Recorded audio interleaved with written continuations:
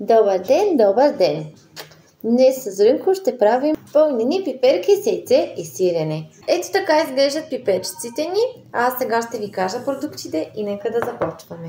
Това са най-лесните пълнени чушки в историята. Трябват ни 4 пиперчета. Аз съм взела 2 червени, 2 зелени, горе-долу един и същи размер. 4 яйчеца отново домашни и около 300 грама сиренце. Това е най-лесната рецепта в историята. Чистим си чушките, разбиваме яйчецата, слагаме сиренцето, пълним. Аз обикновено правя малко повече смес, за да мога така хубаво да ги залея отгоре. Стават ми доста по-вкусни. Както вече казах, винаги пека с хартия за печене, като на дъното на тавата слагам малко вода. Тарам, фъс. Малко водичка, слагам си хартийката и вътре си нареждам пиперчетата, които вече съм измила и изчистила. Опа!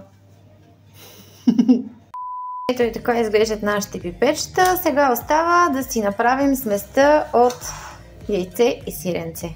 Само да дам леки пояснения. Печем на предварително загрята фурна на 180 градуса около 20-30 минути. Според зависи пипера колко е дебел, примерно, или колко е тънък. Да. И след като са готови, ги ядем. No shit. Ето така изглежда готовата смес. Пълним пиперките и сме готови. След като ни е готова сместа, остава само да напълним пиперчетата и оттам нататък слагаме да се пече, пак казвам, предварително загрята фурна на 180 градуса. Ето така изглежда, след като са вече напълнени, а останалата смес ще я полеем отгоре. След като вече сме ги напълнили, сипахме останалата смес така отгоре хубаво да ги полее, слагам да се пекат. Ето ги тук нашите готови пиперки вече. Мисля, че изглежда страхотно. Остава само да ги опитаме. Горещичко е. Много е горещичко. Горещичко. Горещичко.